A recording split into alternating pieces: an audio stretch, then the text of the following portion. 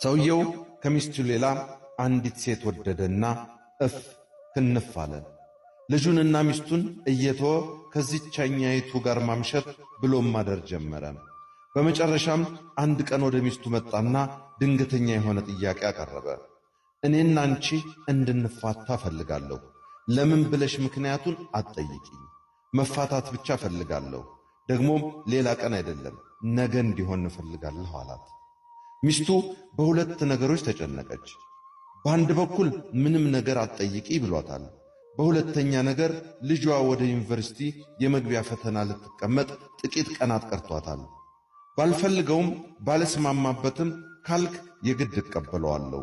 ነገር ግን በእኛ ምክንያት ልጃችን መጎዳት የለባትምና የአንድ ወር ጊዜ ያህል እንታገስ አለችው። እርሱም አሰበና ጥሩ፣ አንድ ወር መታገስ አያቅተኝም። ነገር ግን በዚህ አንድ ወር ውስጥ ሽማግሌ መላክ፣ ምክንያቱም መጠየቅ የለም። ስለ ፍቺው ማናችንም ምንም ነገር ማንሳት የለብንም። በዚህ ቃል ግቢ አላት። እርሷም እስማማለሁ፣ ግን አንተም የምነግርህን ለመፈጸም ከተስማማህ ነው።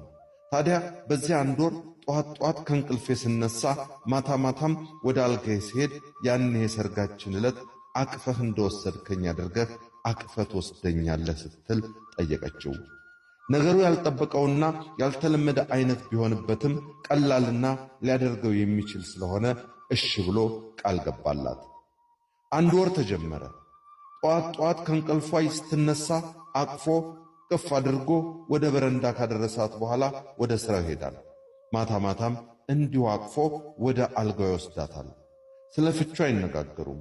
እየዋለ እያደር ሲሄድ የሰውነቷ ጠረን፣ የምትለብሳቸው ልብሶቿ፣ የዓይኖቿና የፀጉሯ ሁኔታ፣ የገላዋ ልስላሴና የአካሏ ቅርጽ እየሳቡት መጡ። በየቀኑ እያቀፈ ሲያመጣትና ሲያስገባት ሰውነቷ እየቀለለው ለእርሱም እርሷን አቅፎ መሸከሙ አንዳች እንግዳ የሆነ የደስታ ስሜት እየፈጠረለት መጣ። ከራሱም ጋር ሙግት ጀመረ። ለምንድን ነው እንፋታ ያልኳት? አሁን የሚስማማኝን ስሜት ያህል ስሜት ከአዲሷ ወዳጄ ጋር ለምን አይሰማኝም? ለምንስ ነበር ይህንን ነገር እንዳደርገው ቃል ያስገባችኝ?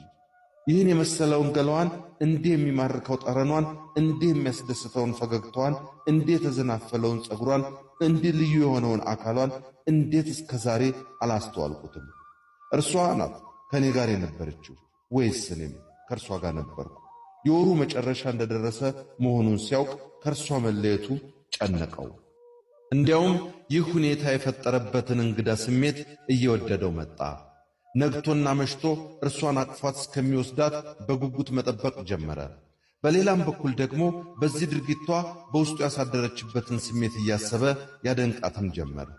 ብልህነቷን፣ አስተዋይነቷንና በቀላል ድርጊት ቀልቡን ልትገዛው መቻሏን ሲያስበው ምን አይነት አስገራሚ ሴት ናት ይላል። ወሩ ሊያልቅ 2 ቀን ሲቀረው የመፋታቱን ሐሳብ በውስጡ መረመረው። ነገር ግን አላገኘውም። በዚህ ሁኔታ መፋታቱ ደግሞ ለሕይወቱ የማይፈታ እንቆቅልሽ እንደሚሆንበት እያሰበ ተጨነቀ። በሌላ በኩል ደግሞ በዚህ አንድ ወር ውስጥ ፍችን በተመለከተ ላለመነጋገር ቃል ተግባብተዋልና እንዴት አድርጎ ይናገር? ዛሬም በደስታ ስሜት አቅፎ ካልጋዋ እንደወሰዳት ሁሉ ማታ ወደ አልጓ መለሳት። ከበፊቱ እጅግ በጣም ቀለለችው፣ አሳዘነችውም። በወሩ መጨረሻ ወደ አዲሲቷ ወዳጁ ዘንድ ሄድና የፍቺውን ሐሳብ ሰርዤዋለሁ። እኔና ባለቤቴ ፍቅር የሌለ መስሎኝ ነበር። እኛ ግን ለካስ ፍቅር አላጣንም። ያጣነው 2 ነገሮች ብቻ ነው፣ መነጋገርና መቀራረብ። ለዚህም ያደረሰን አለመቀራረባችንና አለመነጋገራችን ብቻ ነው። አሁን ግን መነጋገር ባንችል እንኳን መቀራረብ ግን ችለናል። ዛሬ ደግሞ መነጋገር እንችላለን። ስለዚህ ሌላ የሚሆንሽን ፈልጊ አላት። ሴትየዋ ተናደደችና በጥፊ መታችው። ካጠገቧ የነበረውንም ውሃ ቸለሰችበት። ይሄ ለብዙ ኃጢአቴ የተከፈለ ቅጣት ነው እያለ ወጥቶ ሄደ። ከዚያም ወደ አበባ መሸጫ ሱቅ ውስጥ ገባ። ያኔ ሲጋቡ የገዛላትን አይነት አበባ ገዝቶ ወደ ቤቱ ከነፈ። ጓደኛዬ ትዳር ማለት አግብተው የሚኖሩት ሳይሆን በየጊዜው የሚጋቡት ነው ያለው እውነቱን ነው። ትዳር እንደ 12ኛ ክፍል ፈተና አንድ ጊዜ አልፈውት ሰርተፊኬቱን የሚሰቅሉት አይደለም ያለው እውነቱን ነው። ትዳርና ተክል እንክብካቤ ይፈልጋሉ። እንዲሁ ቢያድጉ ይደጉ ተብለው የሚተው ነገሮች አይደሉም።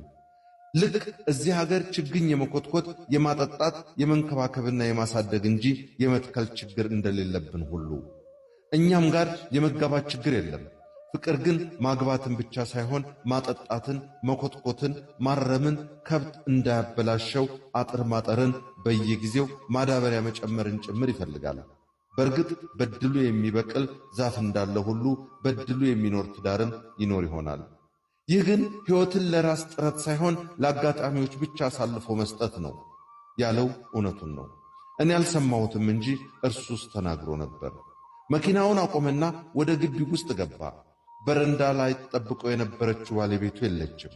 በሩንም አንኳኳ። የሚከፍት ግን አልነበረም። ደግሞ ሲያንኳኳ ገርበብ ብሎ የተዘጋው በር በራሱ ጊዜ ተከፈተ። ባለቤቱ ግን በዚች በወሩ 30ኛ ቀን ሳሎንም የለችም። እየተገረመም ግራ እየተጋባም ወደ መኝታ ቤቱ ዘለቀ። አልጋው ላይ ፈገግ እንዳለች ጋደም ብላለች። አበባውን እንደያዘ ጠጋ አለና በእጁ ጉንጯን ነካው። ቀዝቅዟል። የመጨረሻው ቀን ነው። ይህችን ቀን ማየት አልፈለገም። ለልጄ ስል እስከ ዛሬ ታግሻለሁ በቃኝ የሚል ጽሑፍ ራስጌዋ ላይ ያገኘ። እርሷ ፍቹን አትፈልገውም። ስለዚህም ሳትፋታ ሞተች። በእርሱ ውስጥ የነበረውን የሐሳብ ለውጥ አላወቀችም። ምክንያቱም ላይነጋገሩ ቃል ተግባብተው ነበርና። እርሷ የዛሬዋን ቀን በስጋትና በጭንቀት ነበር የጠበቀቻት። የመለያያቸው ቀን፣ የሕይወቷን ግማሽ የምታጣበት ቀን፣ የማትፈልገውን ነገር የምታደርግበት ቀን ናትና።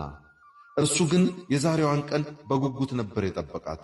የሚነጋገሩባት ቀን፣ ፍቺውን እንደተወው የሚነግርባት ቀን፣ ፍቅሩን የሚነግርባት ቀን፣ ይቅርታ የሚጠይቅባት ቀን፣ ለፍቅሩ ሲል ትንሽም ብትሆን ቅጣት ከፍሎ የመጣበት ቀን፣ በእርሱና በባለቤቱ መካከል የመነጋገርና የመቀራረብ እንጂ የመዋደድና ስሜት ለስሜት የመስማማት ችግር እንደሌለ መረዳቱን የሚገልጥባት ቀን ናት። ግን ምን ያደርጋል፣ ሁለቱም ይህን በየልባቸው ያውቁታል እንጂ አልተነጋገሩም። ሐሳባቸውንም በሌላ መንገድ አልተለዋወጡም። በዚህ የተነሳም በችግሩ መፍቻ ቀን ዋናው ችግር ተፈጠረ።